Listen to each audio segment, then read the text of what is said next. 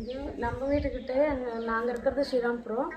அங்கேருந்து எங்கள் ஃப்ரெண்டு எனக்கு சொன்னாங்க. ரொம்ப கால் வலியால் ஹாஸ்பிட்டலுக்கு எல்லாம் போயிட்டு வந்திருந்தேன். ஒரு வருஷமாக கால் வலியால் ரொம்ப துடிச்சேன் நான். எந்த இதுவும் எல்லா ஸ்கேனும் எடுத்து பார்த்தோம், எந்த இதுவும் இல்லை. காலையில் நரம்பெல்லாம் நல்லா இருக்குதுன்னு சொல்கிறாங்க.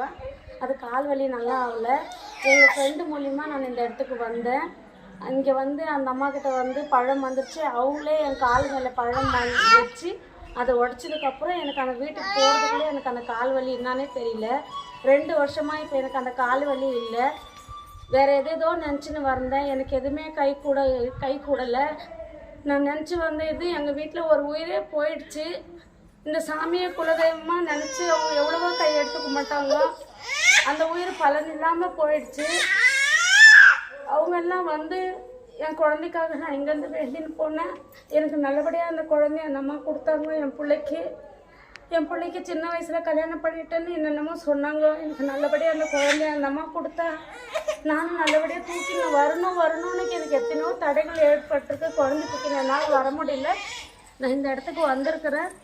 இப்போ நான் வேறு எதுவும் என் பிள்ளைக்காக நினச்சி வந்திருக்கிறேன். என் பிள்ளைக்காக அந்த அம்மா அந்த வாழ்க்கையை நடத்தி கொடுக்கணும். என் மனசில் என் பிள்ளைய நினச்சின்னு தான் நான் வந்திருக்கிறேன். என் பொண்ணுக்காக வந்தேன். எனக்கு எல்லாப்படியும் நல்லபடியாக ஆச்சு. என் பிள்ளைக்காக வந்திருக்கிறேன். அந்த அம்மா பட்ட கஷ்டங்களெல்லாம் நான் ஒன்று நான் பார்க்காம இருக்கிறதில்ல. அதை நம்பி ஒரு பொண்ணு இவ்வளோ போராடி வந்திருக்கும் போது அந்த அம்மாக்கிட்ட நானும் அதே மாதிரி போராடி இங்கே வந்திருக்கிறேன். என் பிள்ளைக்கு நான் நினச்சபடி என் பிள்ளை வாழ்க்கை நல்லபடியாக இருக்கணும்.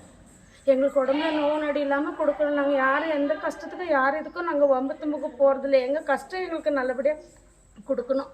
உடம்புல நோவு நொடி இல்லாத எங்களை வச்சா போதும். நான் சொல்லி அங்கே இருக்கிறவங்கள நான் இன்னும் 2-3 பேரை இங்கே கூட்டிகிட்டு வந்திருக்கிறேன்.